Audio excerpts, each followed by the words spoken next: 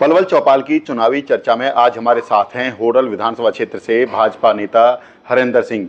उनसे जानेंगे किस तरह की चुनावी तैयारियां चल रही हैं, क्योंकि पिछली बार उनका टिकट कट गया था, क्या आश्वासन मिला था। स्वागत करते हैं आपका पलवल चौपाल पर।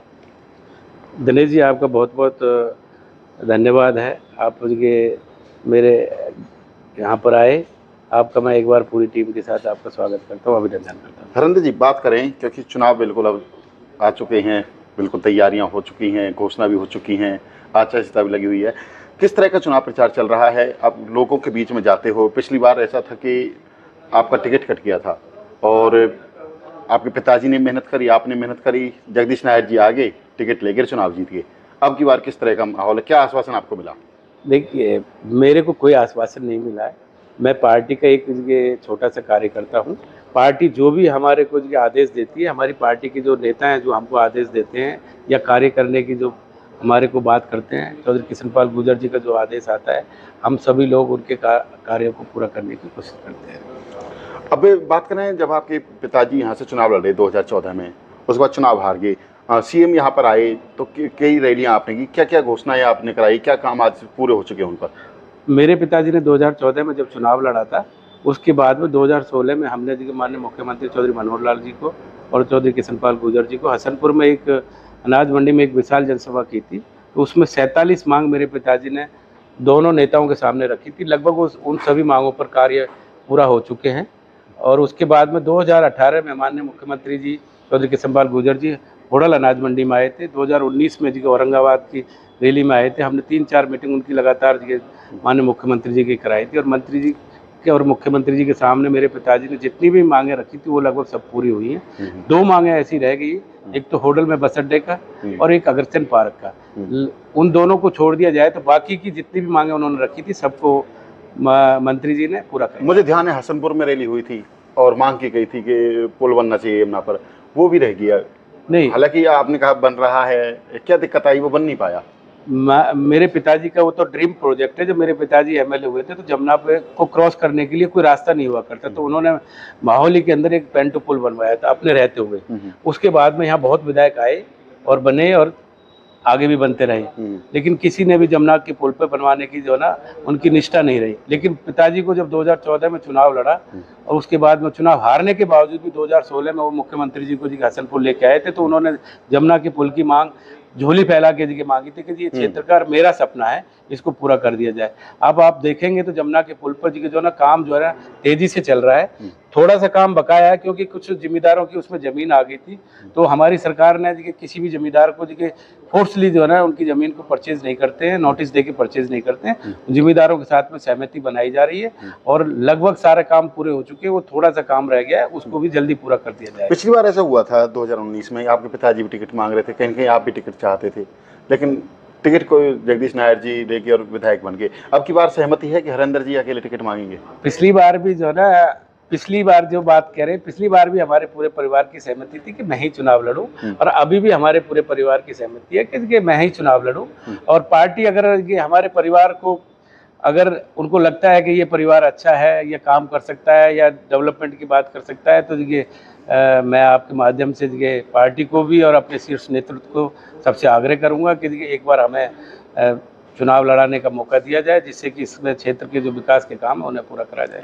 आपके परिवार से हैं ममता रामरतन जी, वो कह रही हैं कि अगर महिला सीट आती है तो मैं भी चुनाव लड़ सकती हूँ, परिवार से ही हैं। ऐसी कोई बात नहीं है, हमारा पूरा परिवार एक है। ये सब छोटी छोटी बातें हैं, ये सब चलती रहती हैं। हमारे परिवार में कोई विंटर नहीं है, हमारे परिवार का एक ही सदस्य चुनाव लड़ेगा।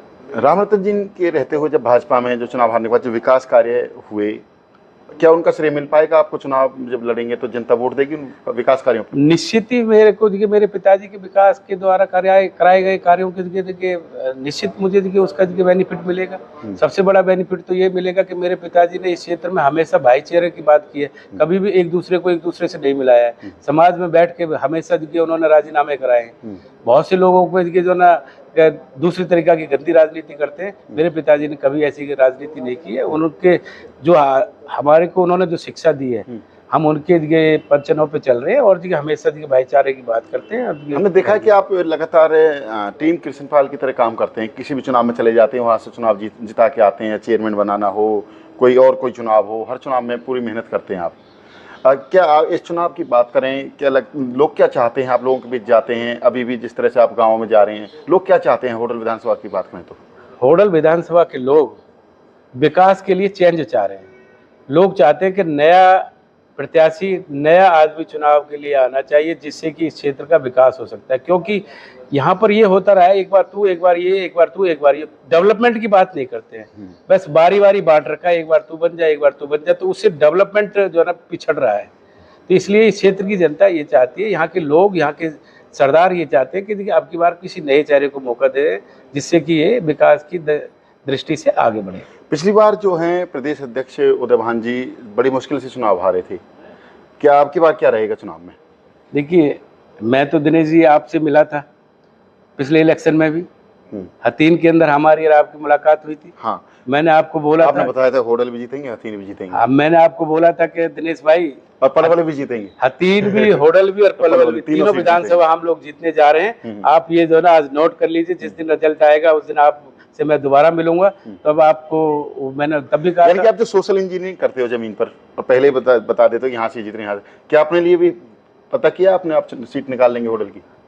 मैं आपको विश्वास दिला रहा हूँ, भारतीय जनता पार्टी के शीर्ष नेतृत्व में और हमारे खट्टर साहब ने, नायब सैनी साहब ने, मोहनलाल बड़ौली जी ने और चौधरी किशनपाल गुर्जर जी ने मेरे ऊपर, मंत्री जी का तो पहले से ही आशीर्वाद है आपको, नहीं, मेरे ऊपर विश्वास जिताया। तो मैं आपको निश्चित कह रहा हूँ कि मैंने हमेशा आपको बोला है, 2019 में भी बोला, 2019 के लोकसभा चुनाव में भी बोला, अभी 2024 में भी बोला था, आपको याद हो तो, कि निश्चित होडल विधानसभा भारतीय जनता पार्टी का प्रत्याशी जीतेगा।